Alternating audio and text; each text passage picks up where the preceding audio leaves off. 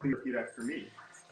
Ah, noon. Ah, noon. Ah, atun. Ah, atun. Ah, shoe. Ah, shoe. Ah, tnu. Ah, tanu. Ah, deb. Ah, geb. Ah, newt. Ah, newt. Ah, asar. Ah, asar. Ah, aset. Ah, aset. Ah, sutek. Ah, sutek. Ah, nebtet. Ah, netet. Ah, heru. Ah, heru. Ah, heru. Ah, heru. Ah, ma'at. Ah, ma'at. Ah, chehuti. Ah, chehuti. Ah, konsu. Ah, konsu. Ah, heteru. Ah, heteru. Ah, sekmet. Ah, sekmet. Ah, bestet. Ah, bestet. Ah, anpu. Ah, ampu. Ah, anpu. Ah, ampu. Ah, anpu. Ah, ampu. We offer our attention and our minds to the principles of creation as embodied by the Neteru. We seek freedom and separation from all things that distract us from our true selves at this time. So mote it be. So mote it be. Greetings, greetings, greetings, everyone. And thank you for coming out to our fourth Kemetic celebration honoring the Kemetic spiritual science known as theurgy. The principles and the mythologies and the philosophies that we are studying come from the ancient land of Kemet, also known as Egypt, specifically from the city of Anu. My name is Reverend Phoenix Coffin Williams, and locally I am the chief priest of the Temple of Holistic Knowledge, and globally I am the first priest of the Corellian tradition of Wicca.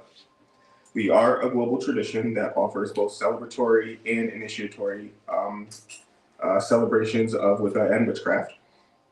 And if anyone is interested in learning more about that, you can reach out to any member of the clergy who is here today to get those curiosities satisfied.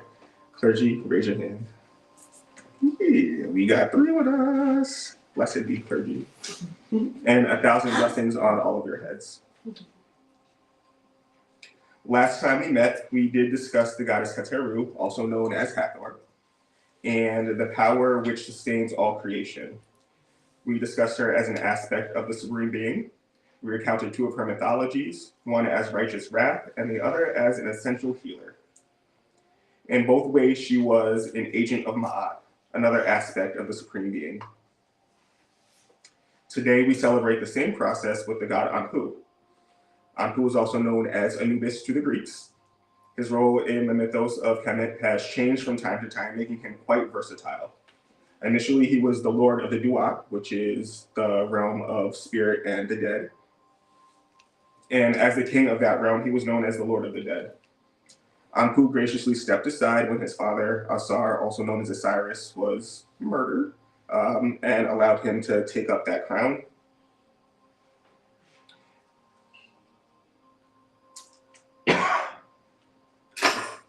Removing himself from as the Lord of the Dead did not, however, diminish his power or his importance. His presence in the process of dying and subsequent resurrection remained unchanged. Anpu is regarded as the god and inventor of mummification, funerary rites, and he was called the chief embalmer, guardian of tombs, and the guide to dead souls. But let's dig a little bit deeper into the allegories of Kemet. Let's explore his importance in the purification of our personalities and the movement toward enlightenment. Anpu is the son of Asar and his sister Nebhet. Nebhet is the twin sister of his own wife Aset, also known as Isis, and is the wife and his brother to Sutek, also known as Set. So, Osiris, Set, Isis, Nebhet, all siblings, also married to each other. Osiris to Isis, Set to Nephthys. However, Set and Nephthys were married, and so it's complicated to find out that your brother and your wife had a child. Set and Isis were married, Nebhet and Set were twin sisters, and one night, Osiris, stumbled into his home drunk after a night of debauchery and mistook Nebhet for his own wife.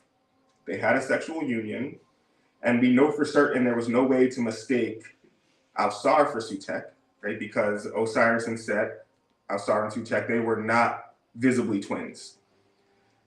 So we know that at least one of them did not make a mistake.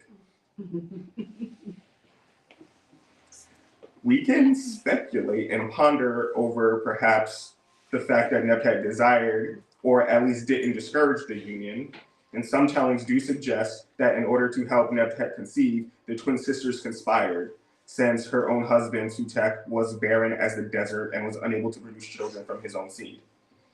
Other tellings of the tale don't allude to or speculate anything other than Osar mistook the twin for his own wife and had a sexual union with her. So go ahead and just like let your imagination ponder how this could have happened, with one of them making a mistake and one of them being like, I know you're not my husband. Whether intentional or not, a child was produced by this union, which meant that Nebtet would need to hide her pregnant state from her husband, as well as figure out what to do with the child. So she goes off on her own, delivers her baby, and leaves him out in the desert, returning home as if nothing happened. As stated in our analysis of Nebtet, Alsar's indulgence is ultimately what led to his own death. However, none of these actions have anything to do with Anpu. They are only the conditions that led to his arrival. It is the actions that led to Anpu's arrival that Anpu had to account for later on. And maybe that's where we get the idea of sins of the father. The poor Anpu, left to fend for himself all alone in the desert he was abandoned in, was discovered by his auntie, the twin sister to his mother, and she adopted and raised him as her own. And from this point on, Alset had a loyal and faithful ally in Anpu. So loyal is Anpu that he assisted both his mothers in the search and recovery for Alsar's body. So loyal and righteous is Anpu that he created mummification specifically so that Alsar could be resurrected, which allowed for the conception of his half-brother Heru, also known as Horus. That's right, Anubis is the older brother of Horus. Alsar was revived just long enough for the Queen of Heaven to conceive. The high priest remembers the West. In addition to loyalty and knowing, he is also fiercely protective. He protects the dead, he protects the tombs and burial spaces, as well as the items interred with the deceased. He protects us from being lost or wandering aimlessly by opening the ways and guiding souls safely to their destination. Anpu knows that each soul has their own pathway into the Duat, and when the time comes, he leads us to the correct pathway and opens the road so that we may travel it with fidelity. Anpu has acted as protector for the divinely ordained couple as they completed the act that would later restore Ma'at to Kemet, the triumph of Heru over Sutek. Anpu always does the right thing. He always knows where to go and where to look for the subject of interest. He knows what to do and when. He knew when to step down as Lord of the Duat so that his father could assume the throne. He knew better than to cling to power. He knew better than to lust for a crown that was ordained to change heads. He knew better than to follow his mother home from the desert. He knew to accept the grace which Alset granted to him. All of his knowledge is due to Anpu's mystery principle, the principle of divine discernment, or discriminative knowledge. Anpu, as the son of Nebhet and Alsar, is a combination of physicality, or our most low vibrational nature, and of spirit. And as the adopted son of Alset, he is tempered by creation and heavenly wisdom. He represents the dawn and the moment where darkness, which is illusion, delusion, and entitlement, and obsession with the temptations of the physical world, first turns into light, which is wisdom, accuracy, truth, morality, and enlightenment. Anpu watches over the scales in the hall of judgment and reports to Jehuti whether the heart is heavier than or equal to the weight of that blessed feather. The high priest remembers the West. Discernment is defined as the ability to judge well, the ability to understand situations clearly, make wise judgments, and distinguish between truth and error, right and wrong. Discernment is an activity, however, or rather it requires active practice and participation. Not only does it require learning correctness, it also requires choosing correctness. It requires due diligence in researching, determination of appropriate applications of that research, and then choosing to apply it in the best possible manner. Knowing and doing. Technically, discernment is exercised whenever we must choose between any number of multiple options. left or right, up or down, fork or chopsticks, red, green, or blue, truth or error, right, wrong, complacent, or restorative, reality or illusion, wisdom or delusion, making a determination to remain in reality versus succumbing to the temptations of delusions takes focus and effort. And applying the myth of Anpu as embalmer and guide to the dead to ourselves as spiritual aspirants, hoping to attain entrance into the paradise that awaits enlightened souls, we can understand it thusly. The dead and the so-called spiritual aspirants are one and the same. We are the dead. Mhm. Unperfected and wandering aimlessly and contending with the temptations of Neptet, the physical world, and what is placed upon us by having physical bodies. Urges, temptations, desires, hungers, lusts, all of that. We are dead to the power of divinity, to divine knowledge, and Apu is discernment, or discriminative knowledge. He is there to protect us from heated egos, from worldly temptations, from delusional impulses, and engages us in the processes of resurrection. Resurrection is to be understood as the process of disciplining oneself so as not to get wound up and wrapped up in the emotional and cognitive impulses of the mind. When our minds are disciplined, the pathway of enlightenment is revealed to us in a calm, non-threatening manner. The path toward enlightenment is in harmony with ourselves, capital S selves. The peace and harmony will exist within us, even as the external environment may be agitated, unstable, or even hospitable. And a lot of times, the environment around us is exactly that. Like right now. The inner calm is derived from understanding the divine teachings and applying them appropriately. Anpu is not a part of the Ennead or the regular company of gods. He does herald the arrival of Heru. In myth, his choice to serve Alsar and prepare him through mummification demonstrates the most physical, low vibrational self, the wisest self, and the spirit of discernment joining together to restore or perpetuate Ma'at and move toward a moment where the ego is truly defeated by the higher self. And with that being said, everybody close your eyes. We have a path work in. Take some deep breaths in through your nose. Let them out through your mouth.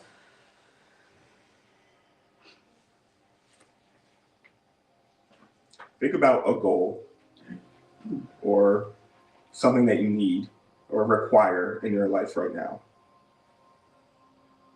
And as you breathe in, allow Anpu to appear before you. And as you exhale, visualize a path. Anpu is in front of you leading the way. Examine what does the path look like at first.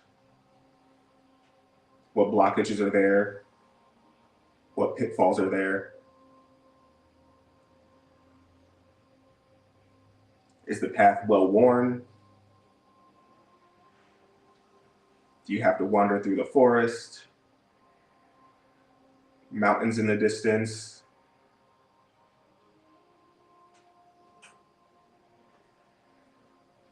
Follow Anpu down the path, being certain that you are going to depart from the rivers and the lakes that you're used to.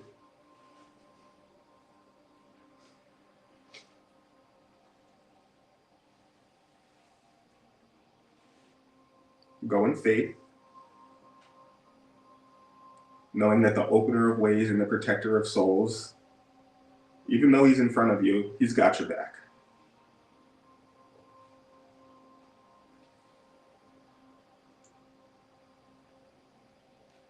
And as you travel down this path, notice that perhaps the first obstacle is making its appearance. It's getting larger, getting closer. And as the two of you approach this obstacle, notice what Anpu does to help you get past it, through it, across it, over it, under it.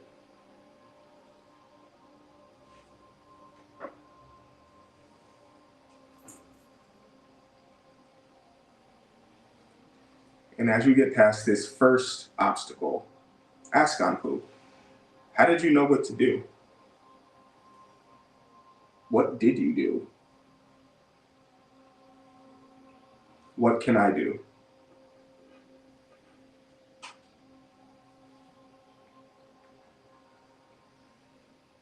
Continue to breathe in through your nose and out through your mouth.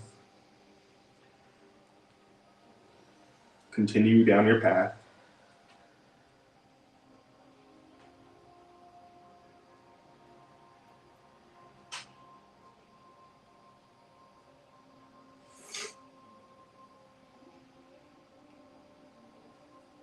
And start to notice that your path leads to a dock with a boat and 2 oars.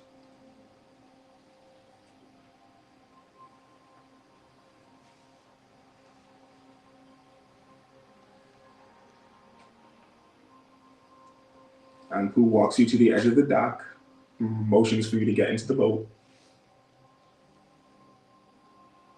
pushes the boat off, and does not get in with you. But Anpu does throw something into the boat with you. A charm, a gift, a power, a last little bit of guidance. And you take up the oars and you row across the water.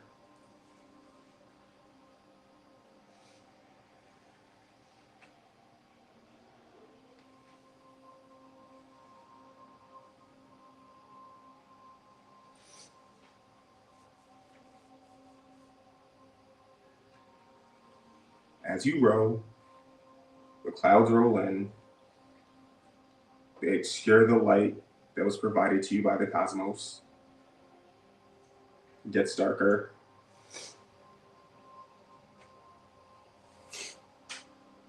The wind picks up.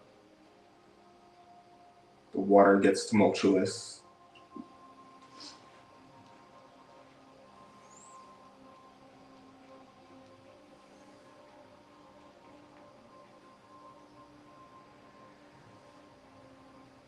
You keep rowing.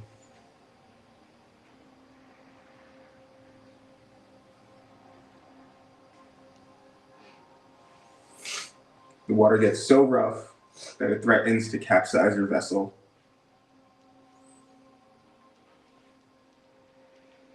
And you pick up the item, the charm, the power that Anpu cast into your boat.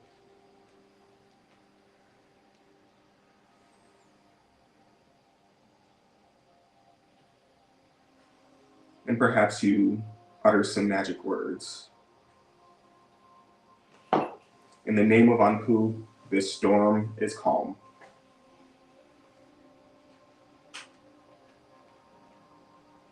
In the presence of the great protector, I am safe.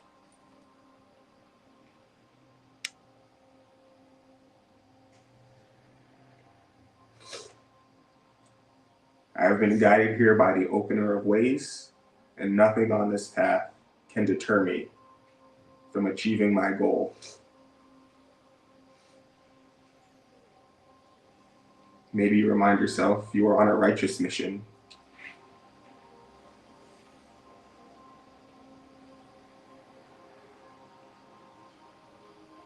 Maybe you remember that what it is that you are seeking is already promised to you, and therefore struggling for it is not necessary.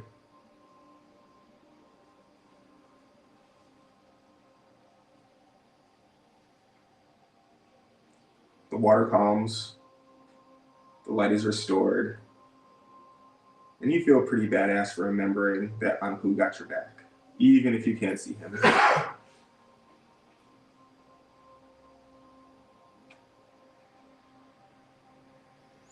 You continue to row, and you notice that you're approaching another dock.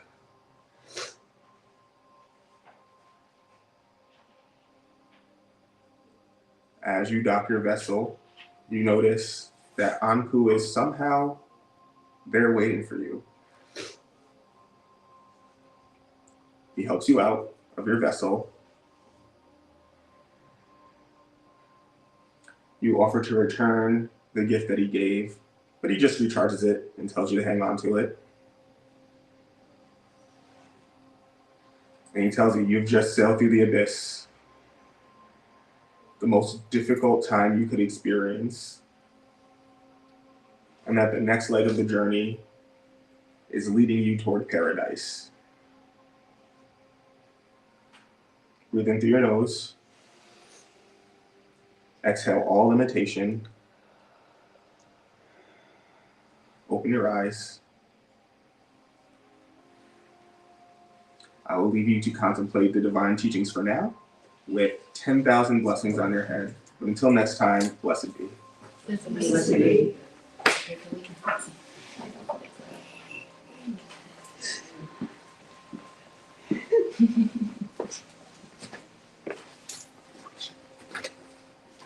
Y'all know what this is, right? Yeah. Magic board. Brought you guys back.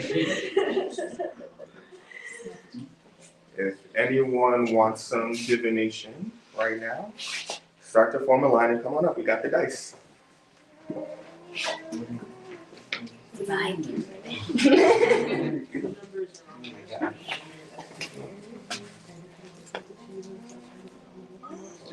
Cleanse real quick. Charge real quick. Okay, so remember, we read these red, white, green. Red, white, green. And then if you get any of the ones that are written in red, it means you do a recast with the black die. I know. Red 3, boat. You going somewhere? What? We knew that. Yeah, literally. I was like, you literally just said that. White 4, the knife. So that's one of the malefics, so you will have to do a recast. The knife literally means danger. Think about knife in the back. And so like it might not be intentional betrayal, but like it really is a moment for you to take a step back, take a look at what you are allowing people to know about you, how you are representing yourself. And if you are leaving yourself open for like the evil eye due to maybe malicious or non-malicious people who want what you have or who are looking at you with jealousy or who think you're not doing enough for them when really like you don't have to be doing anything for anyone. You know what I'm saying? Right. And then your green 5 is goblet. Despite the knife being there, there still is the discussion of a party in your honor or people celebrating you or uplifting you and wanting to be joyous around you. Okay, now I gotta do the 5. All of them. Oh, all of them again. All right, so your red one has changed to 1, which is web, which means that perhaps there's a network of people or more than one person who is colluding with the problematic issue. The white 5 is cat, which means that it's not your home life or your work life or the things that bring you comfort or joy. And then the green 1 is snail, saying that also make sure you pay attention to your physical health at this time. If you have any doctor's appointments or medical appointments or anything like that, follow up with those specialists and get that checked out. The black 2 says that it is the mountain that is leading to the misfortune. And it says difficulties, Obstacles. problems, hurdles, and Obstacles. Obstructivity. You're obstructing your path and your roads are closed. So that's what the issue is that you are reaching for something or striving for something or trying to go somewhere that is currently barred for you. And again, the knife indicates that like someone is closing that. Someone is using their power, their authority, or have you to like kind of keep you in place. Okay. Thank you. So, ooh, give me these hands. We don't just let the bad omen stand.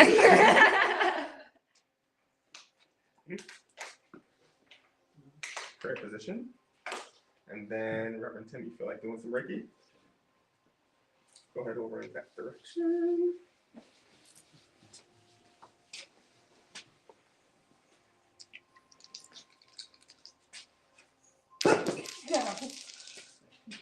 Red 3, boat, you also going someplace. Funny how that works. The white 6, crossroads. So you are at a place where you can make any decision. However, there's some advice coming from multiple directions, and not all of it is based on what's best for you, based on what makes other people comfortable. Okay. And the thing that you're going to have to discern for yourself is what is meant for you and what is meant to make someone else feel better, comfortable, or more valid in your life. Okay. The green 5 is the goblet. So again, there's going to be some more celebrating of you. There's going to be an uplifting or elevation of you. When the goblet shows up, think of like the 3 of Cups Okay. in the tarot. The party. Yeah. Yeah. Yes. Okay. And no painful omens on you. Woo! Thank you, Phoenix. Absolutely. Okay. All right. Here you are.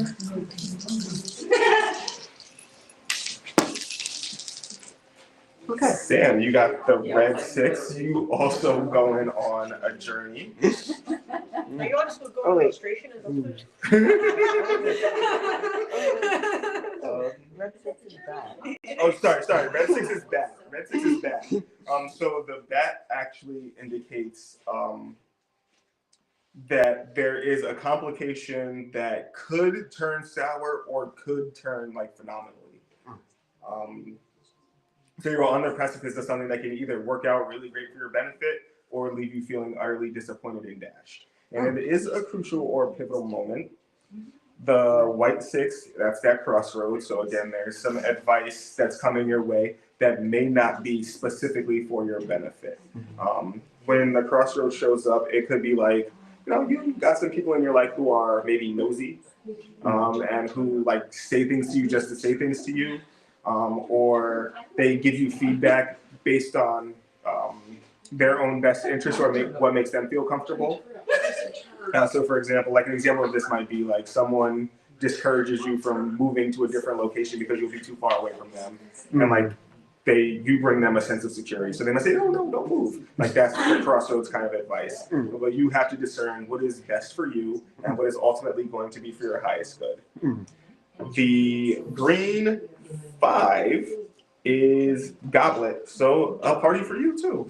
Yay, party for everybody. Yay.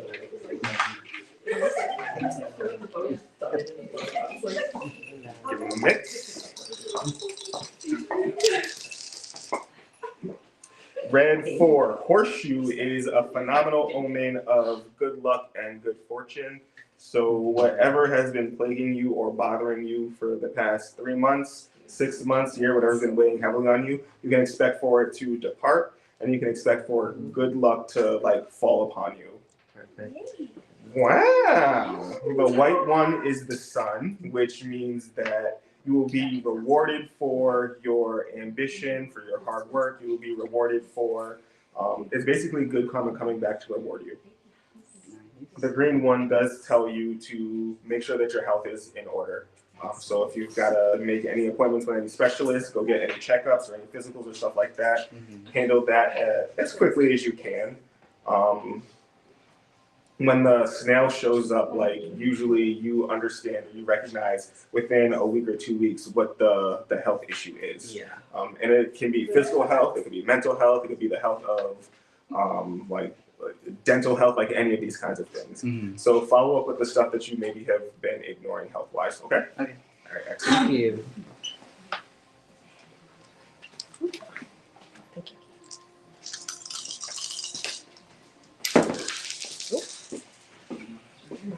Red 1, that's the web. So some colluding again.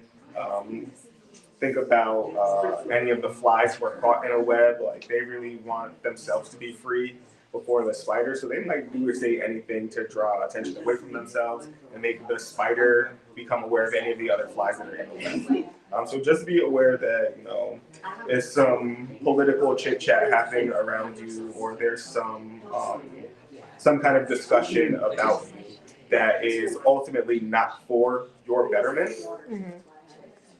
The white 1 is the sun, however. Oh, you got 111. Good for you. But the white sun, again, that's the reward for your ambition. That's the reward for your hard work. That's the reward, good karma coming back to reward you for what you have done. So no matter what the hens are saying about you, like the universe is still on your side. But also check out the health stuff. Go to the doctor, go to the specialists, and get the checkups and the physicals and all of that Go to the dentist if you need to. Any of the health stuff that you have not been following up on, go ahead and get it checked out. You might be surprised at any of the stuff that you can abate by taking care of that physical health or mental health.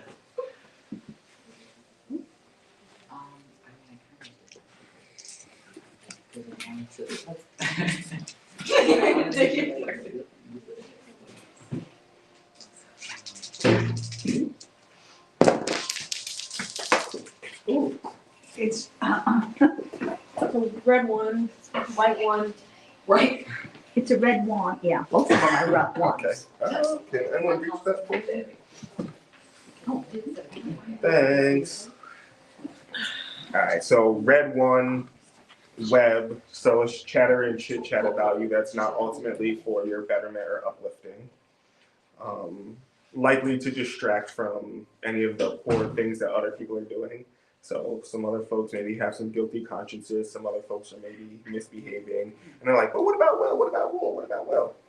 But the white one shows up to say, but what about Will? Like, there's some good karma that's showing up for you. You will be rewarded for your diligence, for your hard work, for your ambition and determination.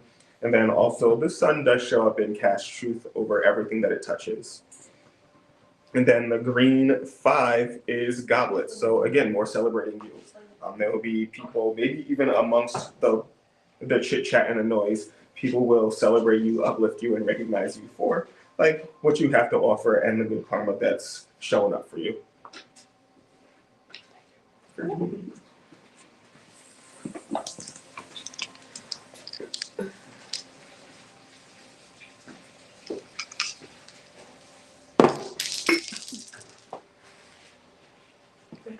All right, red 1. So again, the web, again, the political or the distractive chit chatter, banter. There's people talking about you behind your back, maybe trying to obscure their own misbehavior. The white 3 is heart, which means that actually there's some good that's going to come of it. You are going to be made strong, and a relationship that's important to you is going to be made strong, probably because the way that you're being misrepresented behind your back, other people are going to recognize, oh crap, like that's crazy. The wolf is actually in the hen house and it's not you. The green 2 is lightning, which is one of the poor omens, which means you're gonna have to roll this again, and you're gonna have to figure out why there is danger upon you. All right, so go ahead and give those another mix, and then just lightly throw them onto the ground. So your red has went from the 1 to the 6, which means that there is a moment on you that could either be very uplifting or it could leave you feeling very disappointed. The white 3 again says that even with all of this, some relationships are going to be made stronger and there will be less to worry about in your home and like maybe even family relationships or work relationships. But think about like the things that are very close to your heart. Those are going to be made stronger even though there's some untoward energy that's like around you. And then the green 3 this time is the ladder, which means that even though it sucks, it's going to present you with an opportunity to rise or elevate or achieve. The black 1, the reason for the danger is there have been some conflicts, some arguments, some debate, and some oppositions, and some objectification about either what you represent or about what other folks represent.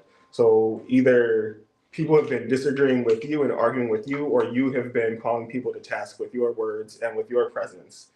And it shows that perhaps you are starting to lose faith in what is right and what is wrong, or what you have to offer.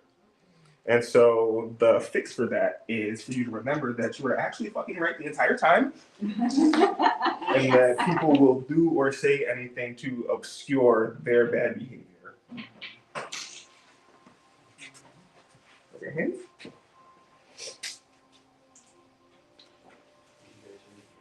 All right, prayer position, and then you can get some Ricky from Reverend Tim back there.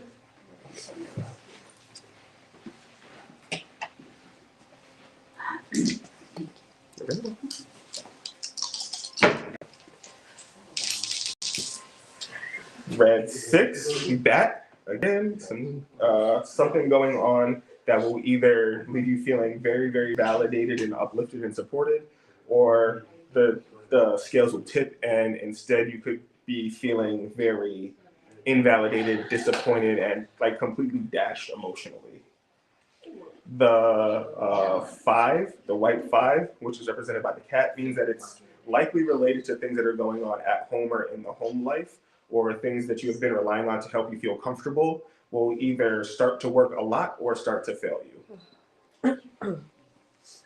And the green 6 is the fruit tree, which means that whatever it is that you are working on, whatever it is that you are hoping to achieve or create is actually going to come into fruition, and it's going to feed you for a long time. So think about like a tree that finally produces fruit. You're like, yay, now I have like all these apples for, the rest of my life or for a long time. So whatever it is that you are working on producing right now will absolutely serve you for many more years to come. Cool. And you didn't get any of the red ones, so cool. No painful omens. Good job. Wonderful.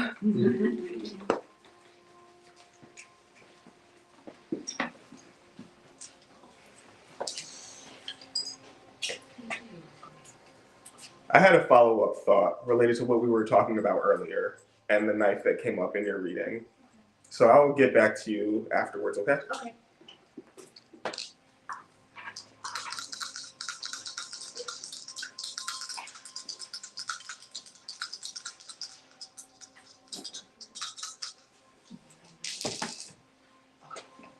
Red 2, that's the skull.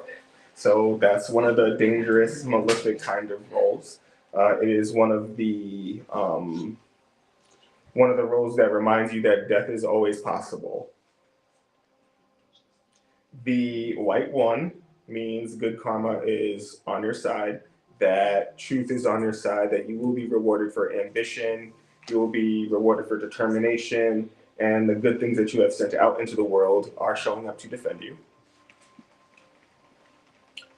And then the green 5 is goblet. So there will be a celebration for you. People will raise a glass and cheers to you. That's all in store despite the reminder that like, hey, something could always happen at any moment and it could, change the way that you think about things. The skull, the red 2, it is the transformation kind of aspect that people like to think about when death shows up, but it's also a reminder that you're going to die.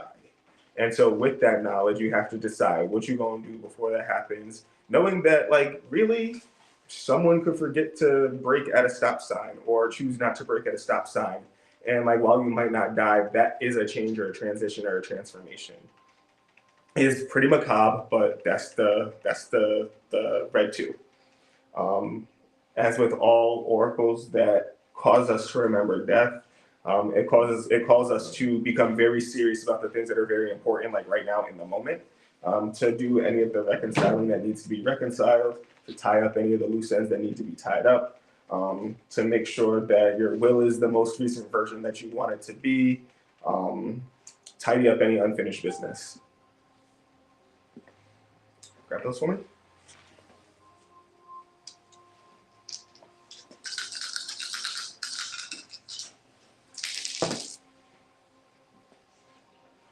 So once this gets resolved, your red turns into the red 4, which is the horseshoe, which is a return to some solid good luck, a blessing. Think of it as like a 4-leaf clover, a rabbit shoe, a horseshoe, like all in the same hand, like working towards you, changing your luck, and helping you embrace like a renewed life. The white 5, the cat, means that you can look forward to some renewed comfort into your home.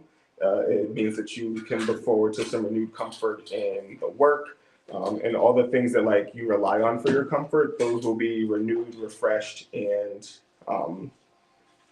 you'll be able to rely on them completely.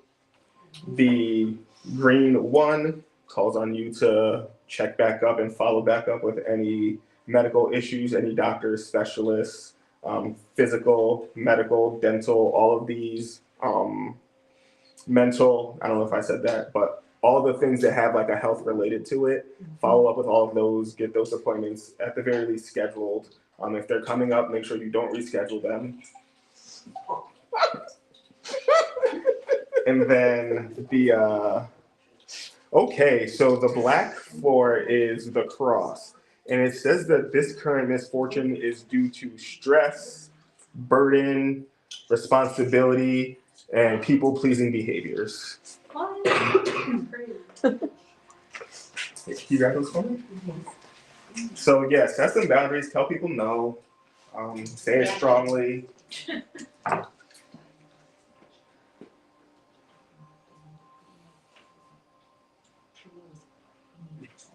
Prayer position.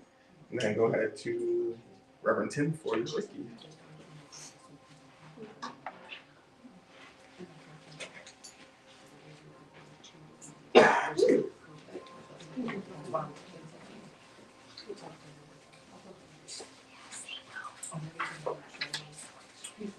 Thank you all for being here. I hope that any part of this service was helpful and beneficial for you.